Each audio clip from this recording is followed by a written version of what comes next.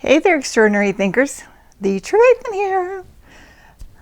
If you have not been on this channel before, please be sure that you do take some time and go look around at some of the videos and see if it's kind of your cup of tea. I was a therapist for many years and I'm a life coach now, and I basically work with mind management, a process called extraordinary thinking, which I started developing in my 20s, and I've used it for like 40 years. Yeah, I'm really that old.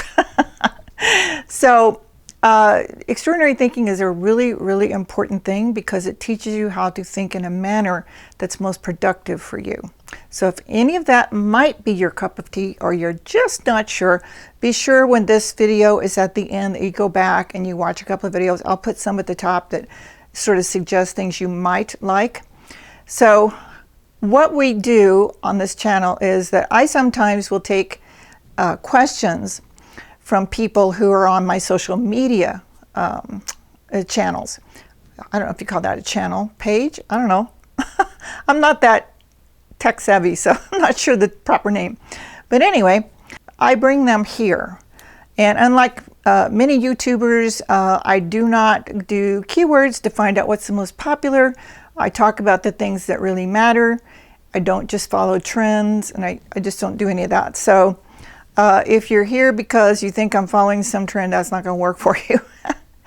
I talk about the things that are really critical to your life, to my life, questions that are asked of me because they're really important.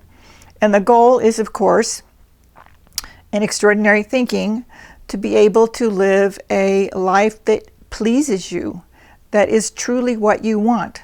And that means I work a lot with manifestation. And I have been working with manifestation and proper thinking for 40 years. I want people to understand how the subconscious mind works and how you can use it always to your advantage. And there is, of course, a spiritual side to this work. There's a belief system within it that says that something created all this stuff that we see around us and us. And we don't always have to give it a name. We don't even always have to know what it is. But something did this. It didn't just like happen, and it doesn't just magically happen every day. Something sustains all that we see, all the life that we see, and all the life that we are. So the question that I got this week, let's just like dive in there. It was about doubt. Doubt is kind of a big thing for most people. I work a lot with people who are diligently attempting to manifest various things in their life.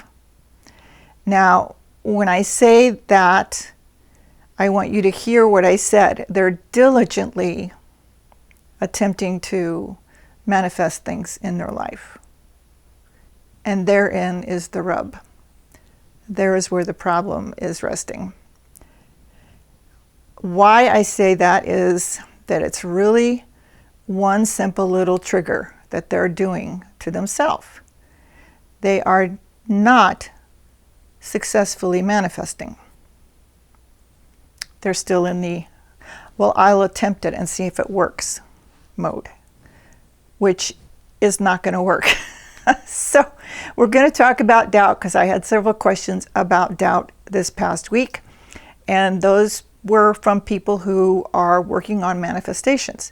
So the way that I sort of read the landscape is that I really listen, and I listen to not only what people are saying, but to the energy that they're using when they're saying it, because really this all boils down to energy and vibration.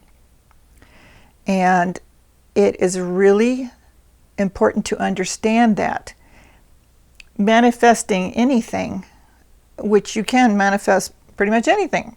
Manifesting anything requires you to go to a place in your thinking and feeling that you can sense and feel and think that whatever it is you are wanting is actually already done. It's already done. So the reason I'm talking about doubt is the thing that puts the kibosh on all of it. when you are, say, for instance, around family members that are saying that, you're talking to them about something you want to do, and they're saying, oh, you can't do that. What are you thinking? You can't do that.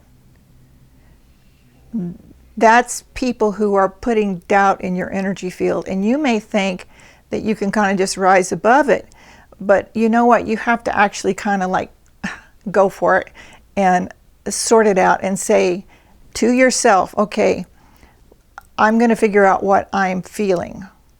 And if you sense and feel, you get quiet enough and you sense and feel that conversation that you had with whoever that was who doubted you somehow had some effect on you. And you will be able to feel it if it did. If it didn't, you're good. That's great. You've come a long way. If you did feel it, you have to actually address it, or it will sort of haunt you, like chase you down the street. It is not going to give up because it wants to take your joy. Doubt is a thing that the ego uses to take your joy, to take your faith in things that you believe in, to take your faith that you can manifest anything. And you can. And how you can is that it's all about vibration. So you can't have the vibration that doubt creates and manifest from that place. Just like you can't have peace from a place of hate. It's the same idea. You can't be in doubt and be in positive expectation. Let me try that again.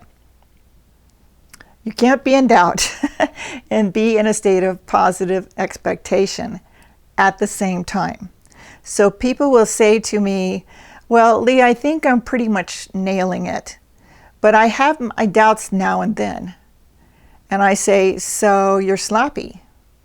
And they kind of think, what? What is she saying about me? Is she being mean to me? No, it's just like if you put your thinking in a washing machine that's going, back and forth like this, that's what it's going to look like in your mind if you've got doubt in the midst of you attempting to have a positive outlook. You got to choose one or the other. So doubts to me are like these little sort of pins and needles. It's like you have this great thing you're working on and you're using all of the tools that I give you. You're sensing it, you're feeling it, you're seeing it done, you're seeing it done now. You're not waiting for it somewhere in the future. You're owning, claiming it now, and you're living it now. You're doing the work that I've told you to do as far as your homework that I give you to do, and you're doing all that stuff. But then doubt comes along, and it's like you've got this great little balloon of joy, and doubt comes along, and it's like taking a pin and go poke right there, and it just all the air is out, and now you're like, now you're in doubt and fear. So it's not that you can't rise above it. You can. There was one story that I can explain to you a little bit. My daughter, not too long ago, got her first home. And everything was going really good. And then there were some delays. So she was completely positive. Yeah, I've got the house. I know everything is fine. I see myself living in the house. It's done. It's a done deal. And then these delays started coming along. And then she was asking me and other family members, do you think this means that I'm not going to get the house? And so I said, stop that. Stop that. You have the house. It's not about getting the house. You have the house. You may not have the key right now, but you do have the key in your mind. And you have the house, and in your mind, you can use that key to open that door and walk in that house. And the more that you do that, the more that the universe says, oh, okay, that's the plan. So why doubt is such a, what would I call it? Doubt is like procrastination. Doubt will try to sway you away from the things you want. It's like that. And we all have felt it. We all know what it feels like. But the question is, do you address it? When doubt enters your room, in your mental space, in your head, when doubt enters in, do you address it? Do you speak to it in a manner that it must understand? Now, for you to understand what I just said, you also have to understand that the way your subconscious mind reads your life is that you're the boss. You're like the king of the hill, man. Like, you're it. You're like everything. And you have complete control. That's how your subconscious mind reads you. So it just takes its cues from you. So I wanted to just kind of address this issue of doubt and just say that very important thing because of what I see people doing. I so often see people try to pretend it's not there. And they will use that whole positive thinking stuff that I'm not really a big fan of, because it's like, oh, I just cut off my finger. Oh, never mind. It's no big deal.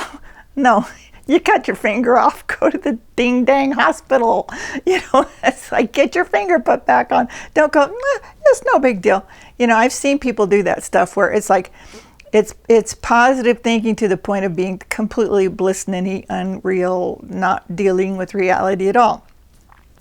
So I guess what I see so much of, particularly now, and this is probably due to COVID and people kind of feeling like their dreams and such are on like hold, is that I see people feeling doubt, feeling fear, and of course they're kissing cousins, but not acknowledging it, not dealing with it, not wanting it to have any space in their life.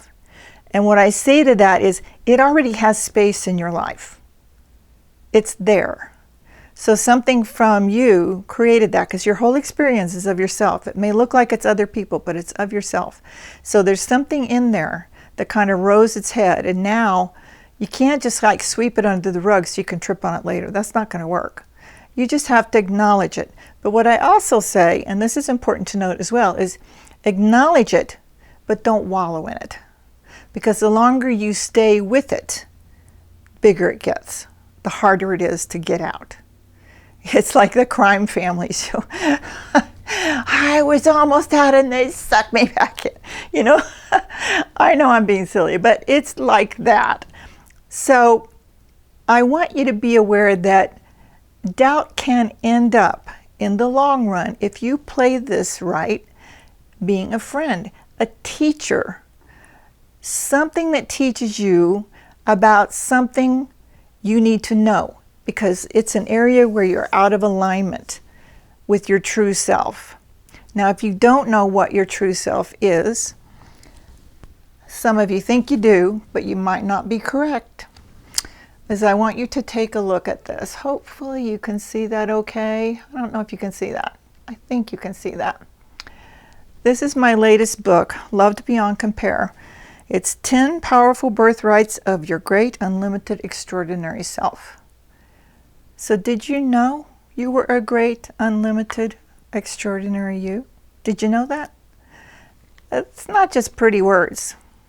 That's what's real.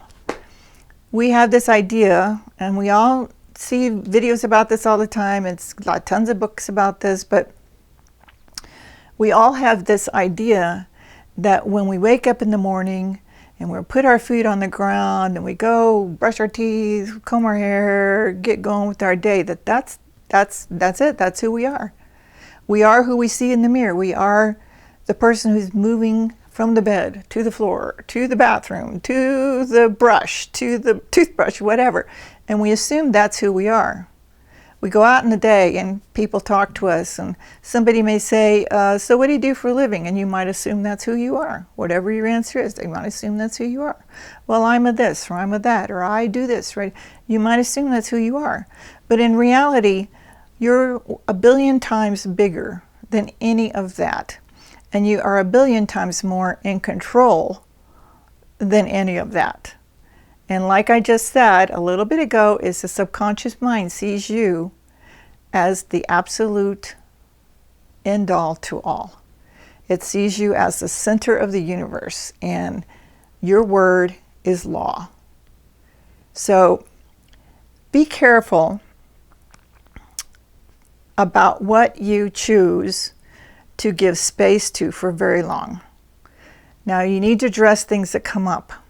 Don't stick them under a rug and trip over them later. That doesn't work. But just don't stay there a long time. Like, filter through it, and if you need help with that, let me know. All my contact information will be below.